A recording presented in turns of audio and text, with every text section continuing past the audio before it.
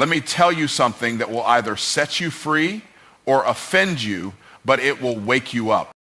Success is not about talent. It's not about connections. It's not even about timing. It's about discipline. Discipline is the bridge between the version of you that dreams and the version of you that dominates. You don't need more motivation. You need more mastery over your mind. Discipline is what makes the difference between a millionaire mindset and a... Listen, there's a universal law at work. The law of sowing and reaping. You cannot harvest in September what you did not plant in March. So stop asking for results where you've invested no obedience, no consistency, no daily discipline. Discipline means doing what you said you would do long after the mood you set it in has left. That's real integrity. You can't live your best life while making lazy decisions. If you don't command your day will command you. Now, some of you are stuck, not because you're incapable, but because you're undisciplined. You're scrolling when you should be studying. You're watching when you should be working. You're reacting to life instead of leading it. Let me ask you this. How can you expect a life of excellence if you tolerate habits of mediocrity? Discipline is not punishment, it's empowerment. It's the key that unlocks destiny. And here's the truth. The pain of discipline weighs ounces, but the pain of regret weighs tons. The question isn't, can I be disciplined? It's, am I willing to pay the price for the life I claim I want?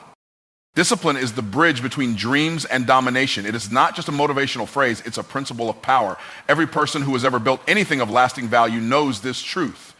Dreams are free, but the bridge that leads to their realization is paved with sacrifice, repetition, and unwavering commitment. That bridge is called discipline.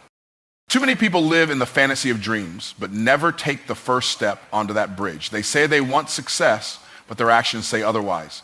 They dream of financial freedom, but they won't stick to a budget. They dream of starting a business, but they can't commit to waking up early or investing in their growth. They dream of a better body, but they can't stay consistent in the gym or resist what's on their plate. It's not that the dream is wrong, it's that they haven't developed the discipline to reach it.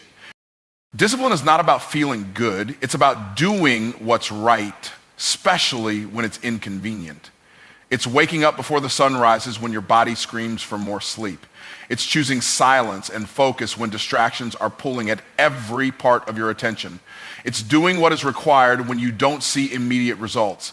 Discipline builds what emotion cannot. Emotion may get you started, but only discipline will carry you to the finish. When someone says they don't feel like it, that's a signal they're still on the wrong side of the bridge. Because those who dominate life don't wait to feel right. They do right until it feels normal. They condition their body, their mind, and their spirit to move in alignment with their highest calling. They've trained themselves to obey their commitments more than their comfort. And that's the power of discipline. You see, dreams are not rare. Everyone has dreams. Go anywhere in the world, every city, every village, every home, and you'll find someone who's imagined a better life, a higher level, a breakthrough moment. But domination, actual mastery over results, that belongs to the few who discipline themselves when no one's watching. While others are binge watching, they're building. While others are making excuses, they're making moves. While others are passive, they're planting seeds. Over and over again, even when the soil looks dry. Discipline is the habit of kings. It's the code of conquerors. It's the daily agreement you make with yourself that you will not settle for potential. You will pursue power, and not power over people, but power over yourself. Because the most dangerous enemy to your dream is not out there, it's the undisciplined version of you that keeps getting in the way. People admire the glory of domination, but forget the grind it took to get there. They see the success, but not the self-control behind it. They see the spotlight, but not the shadows of lonely practice and silent preparation. Discipline is forged in those quiet moments when no one claps for you, no one encourages you, and no one even believes in you, but you still show up, you still push, you still build. There is no fast track, no shortcut, no hack that can substitute for it. Discipline is the process that transforms desire into destiny. You can't dream your way to domination. You must discipline your way there. Every workout you don't skip, every dollar you save, every distraction you ignore, every deadline you meet, each of these is a brick in the bridge. Over time, they create a structure strong enough to carry you from where you are to where you were always meant to be. You cannot harvest where you haven't planted. This isn't just a law of nature. It's a law of life, business, relationships, success, and even your mindset. People often look at others who are thriving and wonder how they got there, but they fail to see the planting season that came long before the harvest. They see the rewards but overlook the roots. They admire the fruit but ignore the discipline that produced it. Too many people walk around with empty baskets, waiting for abundance to fall into their laps, yet their fields are barren. They want wealth without work, results without responsibility, promotion without preparation. But life doesn't work like that. The ground only gives to those who give first. If you haven't taken the time to plant seeds, seeds of consistency, effort, sacrifice, learning, and stagnation, then don't be surprised when your harvest looks like lack, struggle, and stagnation. The principle is simple. Sowing always precedes reaping. You sow time into your craft and you reap mastery. You sow energy into your body and you reap health. You sow love into your relationships and you reap connection. You sow excellence into your work and you reap opportunity. And here's what most people miss. The seed doesn't produce overnight. There's always a waiting period between planting and harvest. And what you do during that waiting season reveals everything about your future. Some people plant once and expect a forest. They make one move, one investment, one effort, and then quit because they didn't see immediate results. But the soil doesn't respond to entitlement, it responds to diligence. If you only plant when it's easy or convenient, your harvest will reflect your inconsistency. The ones who reap the greatest harvests are those who plant in every season, when it's hot, when it's cold, when it's lonely, when it's tough. They understand that if they keep sowing, the soil has no choice but to respond. You cannot withdraw from a field you've never deposited into. You cannot collect rewards from a routine you haven't committed to. People say they want growth, but they haven't watered the gifts they've been given. They want favor, but they haven't planted faithfulness. They want promotion, but they haven't planted humility and service. There's a divine order to how this works, and you can't violate it and expect blessing. Even when it looks like nothing is happening on the surface, the seed is still working, roots are growing, foundations are forming, but that only happens if you've planted something in the first place. When you look at someone successful and think they're lucky, what you're actually seeing is a harvest season following years of planting, late nights, early mornings, sacrifices, failures, restarts, all of it buried in the soil of discipline and commitment. If you keep showing up, the soil will eventually show out. But the opposite is also true. If you don't sow, don't expect to grow. The world responds to what you invest, not just what you desire. Desire without discipline is delusion. It's like walking into a field with an empty bag and expecting crops to bow to your wishes. The land owes you nothing until you've proven you understand the process. This law is not a punishment, it's protection. It puts power in your hands. It means you're not a victim of your circumstances, you're a result of your planting. And the beautiful thing is you can start planting today. You can change your harvest by changing your habits. Every choice, every action, every word, every moment, it's all a seed. And the seeds you plant consistently determine the story you'll live eventually. Do what you said you'd do, even after the mood is gone. That's the difference between people who finish and people who fantasize. Talk is cheap when energy is high. It's easy to make promises when you're excited, when the vision is fresh, when motivation is running through your veins. But real discipline is revealed not when you're inspired, but when you're inconvenienced. The true test of your commitment isn't what you do when it's easy. It's what you do when it's hard, when it's boring, when it's uncomfortable, when it's quiet, when no one is watching and no one is cheering you on. Most people live in cycles of starting and stopping because they rely on moods. They start the gym in January and stop in February. They launch a business on Monday and quit by Friday. They speak big goals but break small promises. Why? Because their actions are powered by emotion, not by decision. But emotion is unstable. It shifts with the weather, the traffic, the news, and even your sleep. You can't build anything lasting on a foundation that constantly moves. That's why the ones who succeed long-term are the ones who separate their choices from their feelings. They anchor their actions in conviction, not convenience. When you make a decision and then let your mood decide whether you follow through, you're giving your power away. You're putting your future in the hands of temporary emotions. You're letting how you feel in the moment sabotage what you said in the spirit. And that's why so many people are stuck, because they keep canceling on themselves. They make commitments and break them in silence. They think it doesn't matter because no one sees it, but your soul sees it. Your confidence erodes a little every time you don't follow through. You stop believing in yourself, not because you're weak, but because your subconscious remembers every promise you abandon.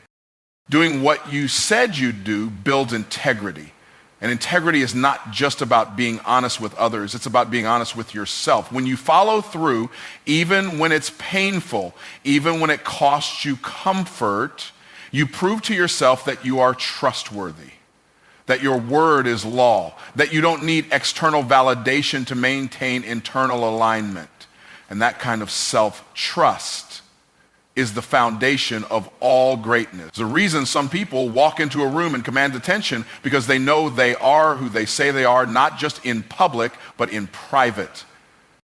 Every time you honor your word after the mood is gone, you build something invisible but powerful. You strengthen your identity. You shift from someone who tries to someone who trains. You shift from someone who reacts to someone who reigns. Because kings and queens don't need to feel royal to act royal. They act in line with their position, not their feelings. You've got to adopt the same mindset. You said you'd write the book, so write it.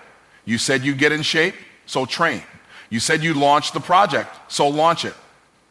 Don't ask your mood for permission, ask your purpose for instruction. People remember what you finish, not what you fantasize about. The world doesn't reward intention, it rewards execution. And execution requires consistency long after the inspiration is gone. It means building systems that function when motivation fails. It means creating routines that don't care how you feel. It means choosing responsibility over excuses and faithfulness over fluctuation. This is the secret weapon most people never discover. While they're chasing the next high, the next idea, the next push, you become a force of nature, unchanging, unshaken, unstoppable, because you've made the decision that your word means something, that your actions align with your identity, that your commitment is stronger than your comfort, that you don't just talk about what you'll do, you do it, especially when you no longer feel like it. Undisciplined habits lead to unfulfilled potential. There is no mystery in failure when you trace it back to the habits that built it. People don't end up broken, unhealthy, or spiritually dry by accident. It's the daily repetition of undisciplined choices that creates a life beneath what they were called to live. Every habit is either building your destiny or breaking it. Every time you choose ease over effort, you are investing in a future you're going to regret. You were born with potential, but that potential is powerless if it's not guided by discipline. Potential is like a seed. It has the capacity for greatness, but if you don't place it in the soil of discipline, water it with consistency, and protect it from distractions, it will never become what it was designed to be. That's the deception most people live under. They think potential is enough. They think talent will carry them. They think being gifted means they're guaranteed to win. But the truth is, the world is filled with talented failures, brilliant minds with broken lives, and dreamers who never built anything because they couldn't master their daily decisions. Discipline is what activates potential. It is the system that gives structure to your ability. Without it, you're just a scattered bundle of ideas, energy, and promise, directionless and drifting. You might have the passion, but without the patterns, you'll keep cycling in frustration. People often say they feel stuck, but they're not stuck. They're just enslaved by habits that are beneath their purpose. They don't need a new opportunity, they need a new operating system. Your habits are either hiring your future or firing it. If you don't control them, they will control you. Waking up late, skipping goals, procrastinating, complaining, indulging, wasting time on empty entertainment, these aren't just bad decisions. They are spiritual termites eating away at your destiny. The danger is that they don't destroy you overnight. They do it slowly, silently, while you're still clapping for your own potential. You think you're okay because your life hasn't collapsed yet, but erosion works beneath the surface. One day you wake up and wonder why the harvest never came, why the doors never opened, why the breakthrough never showed up, and the answer is rooted in the small, undisciplined habits you tolerated for years. People say they want to be great, but greatness isn't born from emotion, it's born from execution. The greatest people in history didn't just dream more, they did more. They repeated actions that felt insignificant in the moment, but compounded over time. That's what discipline does. It turns small steps into unstoppable momentum. It turns 10 pages a day into a library of knowledge. It turns one workout into a life. It turns 5 minutes of prayer into spiritual fire. Discipline isn't just about what you avoid, it's about what you build. The reason so many people feel powerless is because they've surrendered to the path of least resistance. They've confused freedom with indulgence. But freedom isn't doing whatever you want. True freedom is found in the strength to govern yourself, to say no when it's hard, to stay when it's uncomfortable, to finish when it's boring. Undisciplined habits rob you of that strength. They make you a slave to your moods, a victim of your impulses, a prisoner of your excuses. When you settle for undisciplined living, you're not just wasting time, you're wasting legacy. There are people waiting on the version of you that you were supposed to become. But you can't lead them because you haven't led yourself. You can't build anything that lasts if your foundation is cracked by compromise. What you do daily determines what you become permanently. Potential only matters if dreams only matter if they're developed. And the raw material of all development is discipline. The pain of discipline is lighter than the pain of regret. This is a truth that every successful person learns early and every struggling person eventually discovers. Pain is a part of the process no matter what path you choose. The difference is the type of pain and the return it brings. The pain of discipline is the pain that comes from stretching yourself, pushing past your limits, saying no when it's inconvenient, and showing up when it's uncomfortable. It's the pain of early mornings, late nights, tough decisions, delayed gratification, and silent sacrifice. But that pain has purpose, that pain has value, that pain produces results. Regret, on the other hand, is a heavier pain. It's the pain that lingers, the pain that grows, the pain that whispers, "What if?" long after the moment has passed. Regret is the weight of knowing you could have been more, done more, created more, impacted more, but you didn't because you chose comfort over calling. You chose temporary pleasure over long-term progress. And now the door is closed, the season has passed, and what remains is the ache of unfulfilled potential. People avoid discipline because they think it's too hard, but they fail to realize that avoiding discipline doesn't make life easier, it makes it harder in the long run. It might feel good now, but it costs more later. Every shortcut taken today adds interest to the pain you'll feel tomorrow. You skip a workout today, and in time you pay with your health. You ignore your responsibilities today, and later